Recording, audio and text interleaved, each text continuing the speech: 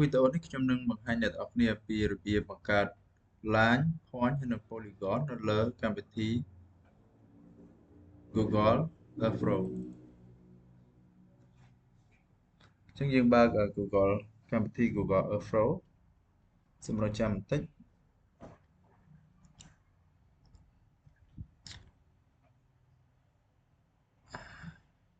ឥឡូវនេះកម្មវិធី Google Earthflow វាបានបង្ហាញមកហើយខ្ញុំចុចនៅលើ view នេះដើម្បីឲ្យវាត្រង់បន្តិចខ្ញុំ zoom ទៅរកទីតាំងមួយដែលខ្ញុំចង់បង្ហាញទៅអ្នកនរគ្នាដោយសារតែខ្ញុំឃើញកន្លែងហ្នឹងមានផ្លូវខ្វាត់ខ្វែងអញ្ចឹងនៅពេលយើងអាចបង្កើត Safari ទាំងអស់គ្នាអញ្ចឹងខ្ញុំយកចំណុចនេះដើម្បីមកបង្ហាញជូនអ្នកទាំងអស់គ្នាឥឡូវនេះខ្ញុំចាប់ផ្ដើមគូសជា line ខ្ញុំចាប់ផ្ដើមគូសជា line នេះដែលយើងគូសជា road ចាប់ពីចំណុចនេះអ្នកទាំងអស់គ្នាអាច zoom ទូចបន្តិចមកហើយយើងគូសបន្ទាប់ពីយើងគូសហើយយើងនឹង export វាទៅជា save file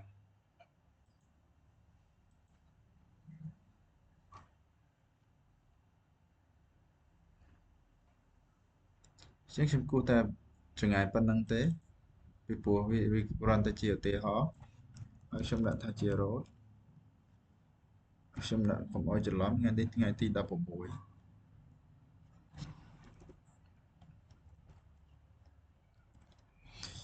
ខ្ញុំដាក់នេះគឺគ្រាន់តែដាក់ដើម្បីកុំឲ្យច្រឡំទៅប៉ុណ្ណោះបាទដោយសារតែខ្ញុំមាន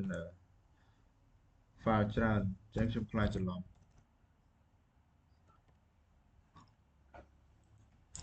ឥឡូវនេះខ្ញុំបាន line មួយហើយខ្ញុំគូស line បន្តទៀត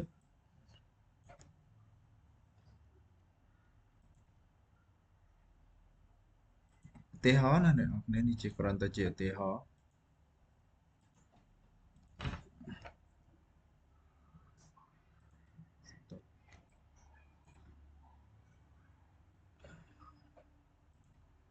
គូស line មួយទៀត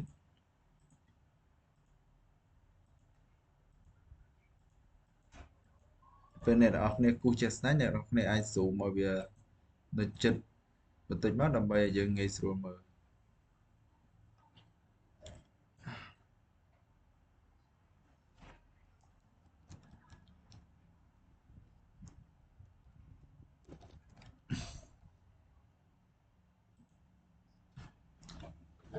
ហើយខ្ញុំចាប់ផ្ដើមគូស polygon ខ្ញុំឃើញទីតាំងនេះអញ្ចឹងខ្ញុំជាឧទាហរណ៍ខ្ញុំគូសជូនអ្នកនរគ្នាខ្ញុំគូសជាបំណែកទូច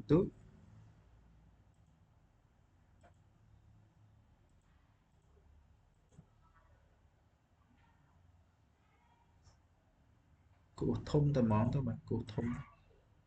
គូសទូចធ្វើអីតិចខ្ញុំដាក់ outline សិនដើម្បីឲ្យយើងងាយស្រួលមើល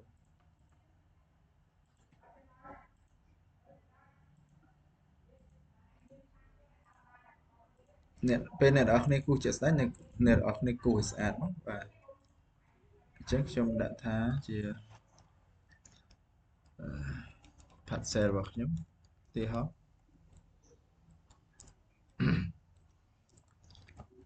land ខ្ញុំដាក់ land parcel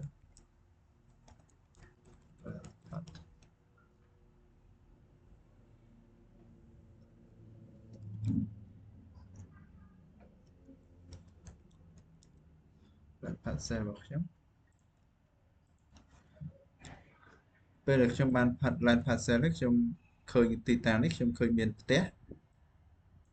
អញ្ចឹងខ្ញុំយកចំណុចផ្ទះទាំងអស់នេះមួយ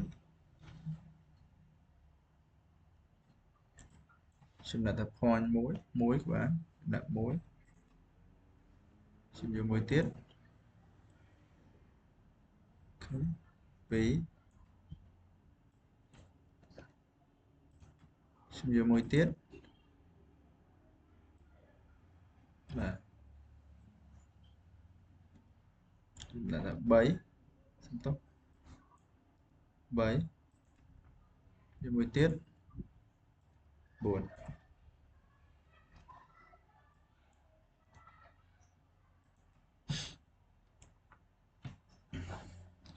ចឹងនៅក្នុងវីដេអូនេះខ្ញុំបង្ហាញអ្នកទាំងអស់គ្នាប៉ុណ្ណឹងខ្ញុំបង្ហាញ road ខ្ញុំបង្ហាញ parcel ឬក៏ជា polygon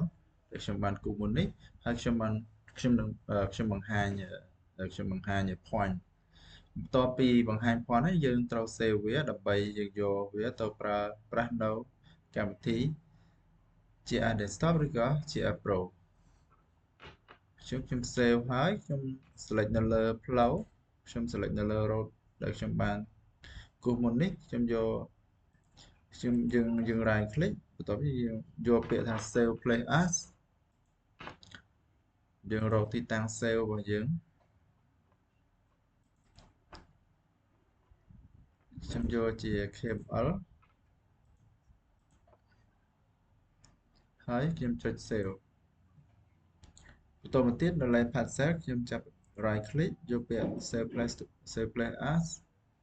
ខ្ញុំយកពាក្យ line parcel ដដែល line parcel កន្លែង save as ថែមនេះខ្ញុំយកពាក្យ KML ចុច save ទៀតបន្ទាប់ពីចំណុចនេះខ្ញុំ select វាមកវា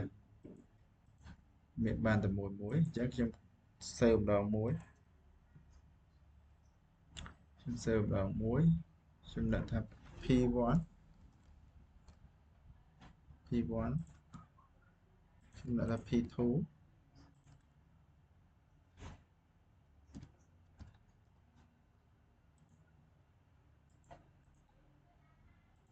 P3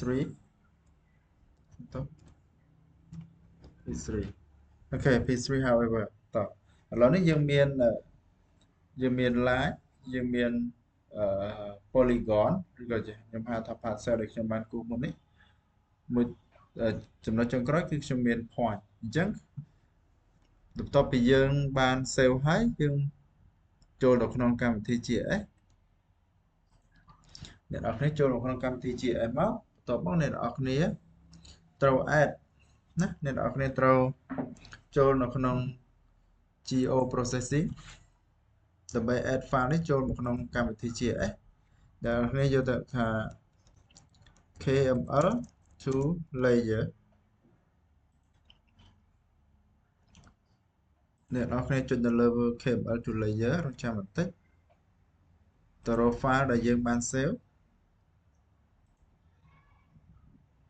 ខ្ញុំដាក់នៅក្នុង drive D ខ្ញុំដាក់ថារៀន GIS ហើយខ្ញុំយកពាក្យមួយណាខ្ញុំយកពាក្យថា road មុនបាទខ្ញុំយក road ខ្ញុំរកកន្លែង save ទៀត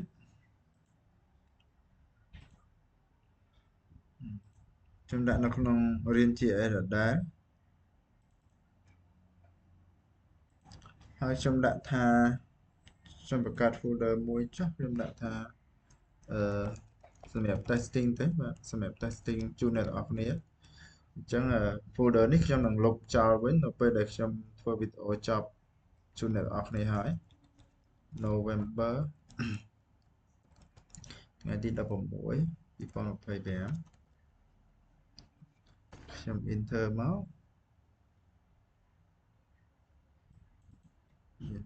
តោះ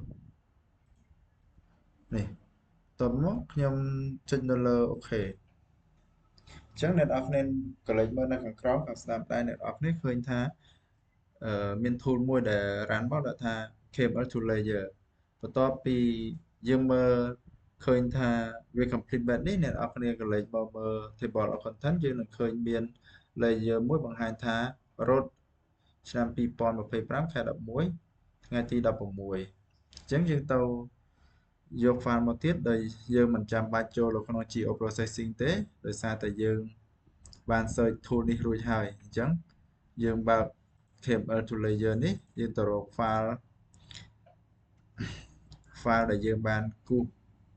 ដែលយើងបាន digitize នៅលើ Google Earth នោះយកមក open ទៀតយកមកដាក់យកមកបើកនៅកម្មវិធី GIS ទៀត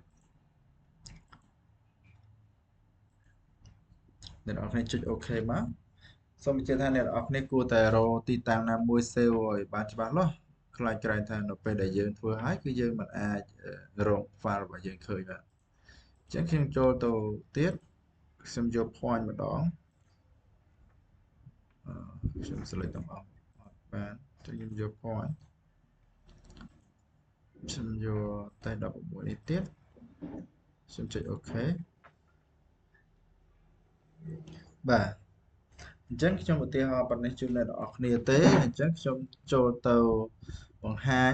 ចំណុចទាំងអស់នេះនៅលើផែនទីជូនអ្នកនរគ្នាអញ្ចឹងខ្ញុំចុច zoom to layer នេះអ្នកនរគ្នាឃើញ zoom to layer ខ្ញុំ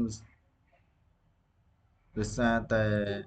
យើងអត់ទាន់បដូរ symbology អញ្ចឹងខ្ញុំបដូរជា symbology សិនខ្ញុំដាក់ពណ៌នេះហើយ road នេះតោះ road នេះខ្ញុំដាក់ពណ៌ខ្មៅនេះឆ្នោតនេះហើយ polygon នេះខ្ញុំដាក់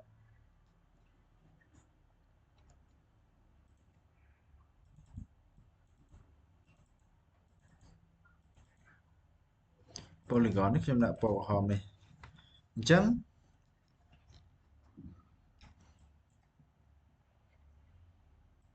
ណាមុននេះខ្ញុំគូសនៅឆ្ងាយពេកអញ្ចឹងខ្ញុំចូលទៅគូសម្ដងទៀតមើល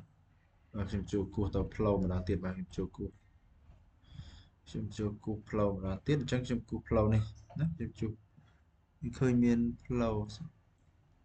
ហើយខ្ញុំគូសផ្លូវធំនេះជូនអ្នកនរគ្នាម្ដងទៀតបាទជាឧទាហរណ៍បន្តខ្ញុំគូសជូនអ្នកនរគ្នាបាទអ្នកនរគ្នា select ទៅដូចខ្ញុំមកឲ្យគូសមកឲ្យអ្នកនរគ្នាដាក់ថា road អីចឹងមក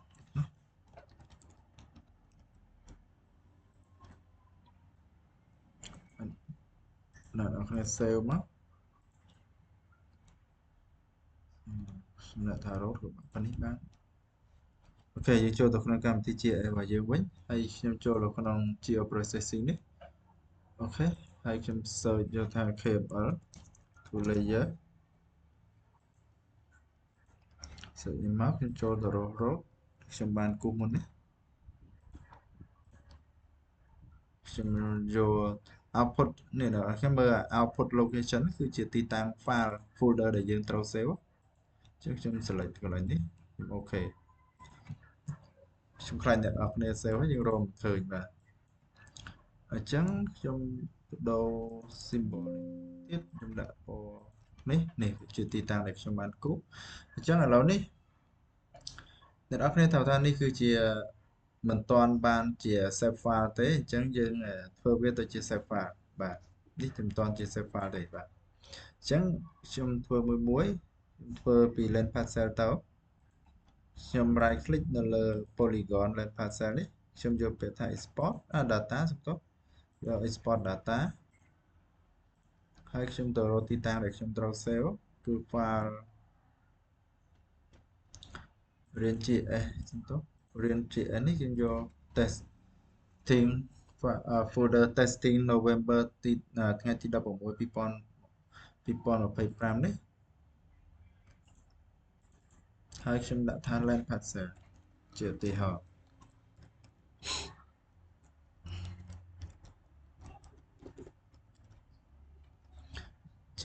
បាទ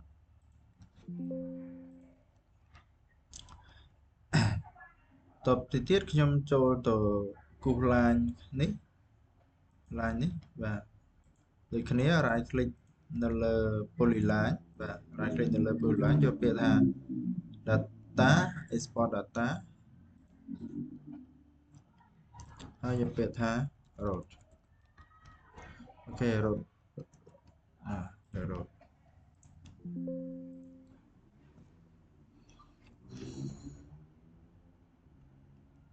បន្ទាប់មកទៀតខ្ញុំយក point នេះដូចជាសំទោសខ្ញុំយកពាក្យ point data export data ខ្ញុំយកពាក្យថា point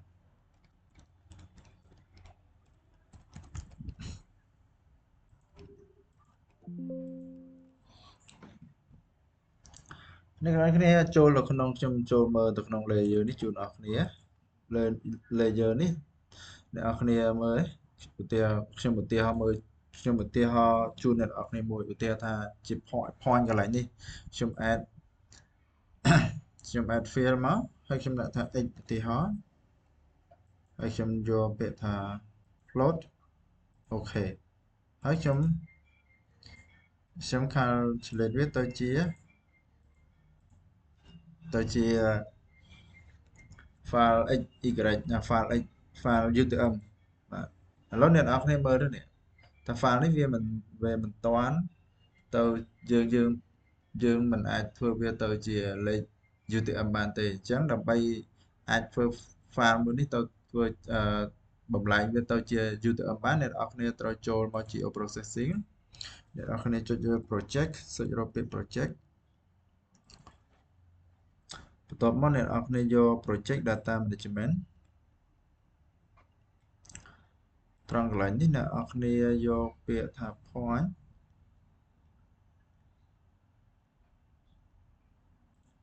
យកពាក្យ point យើងរកទីតាំងដែលយើង save output dataset or feature class យើង save វា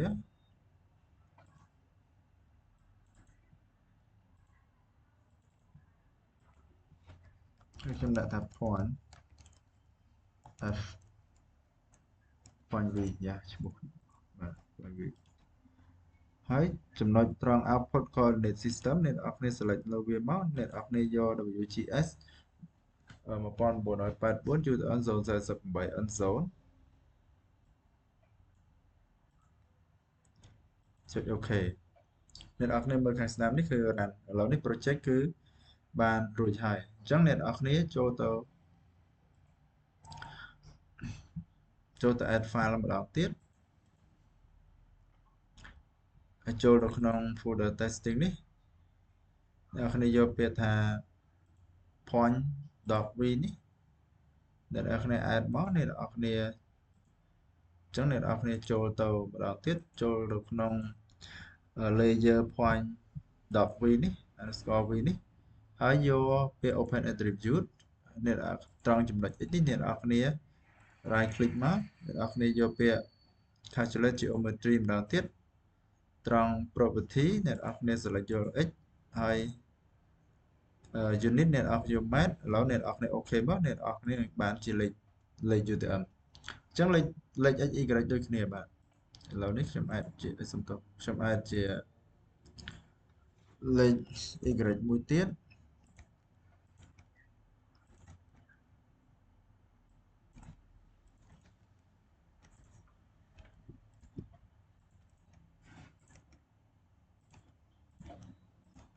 នេះអ្នកនរគ្នាគឺលេខនេះគឺលេខ x y គឺជាលេខទីតាំងផ្ទះដែលយើងបានគូសមុននេះចឹងខ្ញុំ zoom វាមកបាទទីតាំងផ្ទះនេះបាទជាទីតាំងនេះអញ្ចឹងដើម្បីឧទាហរណ៍ថាអ្នកនរគ្នាចង់មើល